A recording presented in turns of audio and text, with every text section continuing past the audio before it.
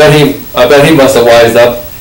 And so we would go on these, about every couple of months we'd go on another Mediterranean cruise, and we'd go out and operate with the fleet, and we rearm the fleet, would send all the stuff over there, and we even had some kind of atomic stuff on there. I remember one time that something got loose, and they had to turn the ship so the wind blew a certain way to blow these atomic particles or whatever the thing was, blow it off, so it wouldn't get on the ship anymore. And they had to, we all had to go in showers, and they put this Geiger counter up and down us, and they took our clothes and washed our clothes in a certain place and made us go in the showers, and nothing ever come, but I guess, I don't know. And another time we got in some real rough weather, different times, and the ship was really rolling. It was rough. On the Rangel, when it rolled like that, it was rough, and it rolled like that. We had to set all the tables down and eat on the floor because the tables were kind of hooked to the wall, and then the end of them was kind of a legs that you folded down. If it got too rough, when it rolled one way, the table would fall down, all this stuff would go falling off the table. So everybody had to sit on the floor, and they fed you sandwiches and stuff like that, you know, with not much liquid in it that would roll around. And I spent a couple of years on the Rangel, and I got off the Rangel about a year before I got on the Navy. That was about, say I got on in September 61, so that was about the fall of 60. And I wanted to get transferred over somewhere. Nobody could get transferred. They were all, once they got on that ship, they were all stuck on that ship. Nobody could get transferred, or not many guys. So I went up and talked to the executive officer, and I said, I'd like to see how some of the rest of the Navy operates. And I wanted to know what's the best chance I have of getting transferred so that I can see some of these other things. Well, when you wrote a transfer up, it had to go through all these different steps, you know, all these different guys that sign it. Well, the trick they used to do is they would all sign it, and then they'd put it on the bottom of the pile, so that what they called the log room yeoman, who did all the paperwork for the engineering department, he could never get to it because he was always on the other top papers on the top, and if they didn't want you to get transferred, you never get transferred because it was all, you know, stuck under the paperwork. And then if anybody said anything, he said, well, I signed the thing, I signed it for him, he should have it, you know, it's not my fault. Well, that's the kind of tricks I used to play. Well, I found out about that, so one time, the log room yeoman was getting ready to get out of the Navy. So one time we were in Spain, somewhere in Spain, and I took this log room yeoman ashore, and I got him drunker than hell. I also did some other things for him, but I got him drunker than hell. And he went back to that ship, and just before he got out of the Navy, he took my transfer letter from the bottom of that list and put it on the top of that list and sent it out, and nobody even knew it. And all these guys had signed it, see? And my transfer come back.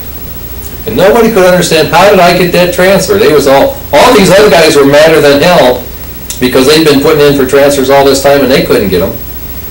And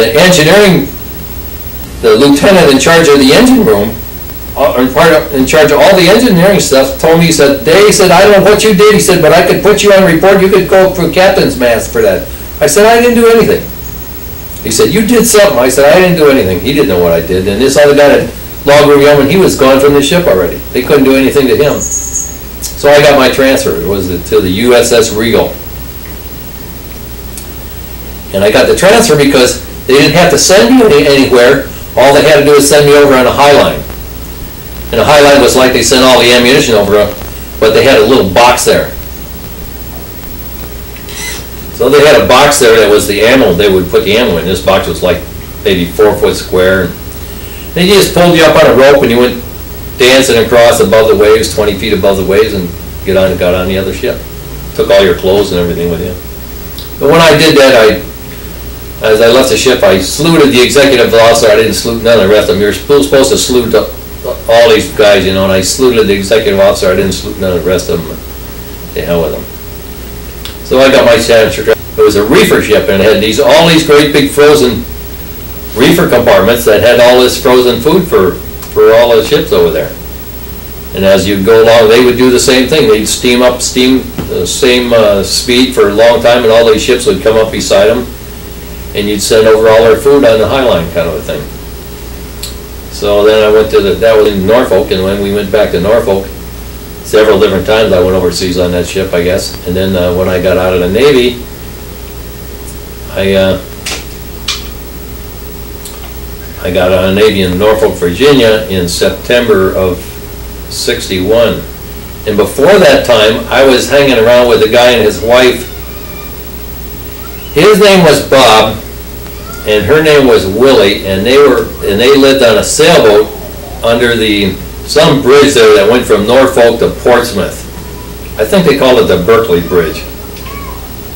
Anyhow, it went from Norfolk. Portsmouth was on one side of the bay, and Norfolk was on the other side of the bay, or the river. And they lived on a sailboat there called the Visteris, and they had come down from Albany, New York, and they were sailing this sailboat, and they were trying to go down to Bahamas or somewhere. And he'd quit his job, and anyhow, they had bought another boat there. He called it, looked like a blue nose schooner, because the one that they were on wasn't big enough or something. And so I used to hang around with them and help them work on this other boat, and I had a car at that time. You see, before I got out of the Navy, in high school I used to run around with a kid named, about my senior or a couple years in high school. And we were in Southerners together, and we used to run around quite a bit. And then he married a girl from the East Side. Anyhow, before I got out of the service, I had a lot of leave. I had like 50 days leave on the book. So instead of taking those 50 days leave in money, or I can't remember how you did it, but I took those 50 days leave before I got out of the service, and then I came back, and then I got out of the Navy. And I kept telling this one guy they wanted me to ship over. They were going to put me in this program, put me in that program. Well, the Rigo was a ship out of Norfolk, but one of the guys they had in the engine room, and at this time this was kind of unusual. This guy was a second-class machinist mate, but he was a black guy. They didn't have many black guys in the engine room at that time. The black guys in the Navy were cooks and worked on deck, but there was very few in the engine room.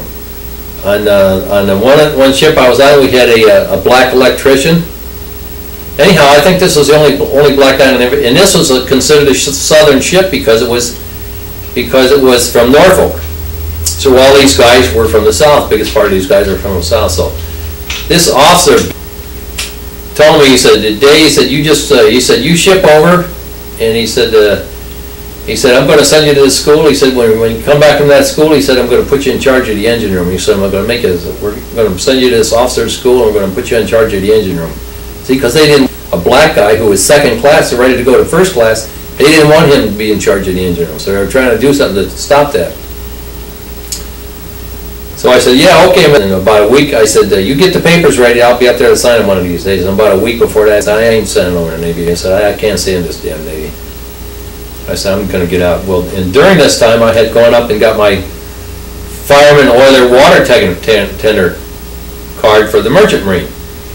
Because the Coast Guard allowed you to use a certain amount of Navy time to take your test for the Merchant Marine. So when we were in Norfolk one day, I went up to the Coast Guard, I showed them how I had all this time, and they let me take the fireman, oiler, water tender test. So I was getting out of the Navy, I had my fireman, oiler, water tender seaman's card, and I figured I could go back in the Merchant Marine. Well, I didn't quite do that.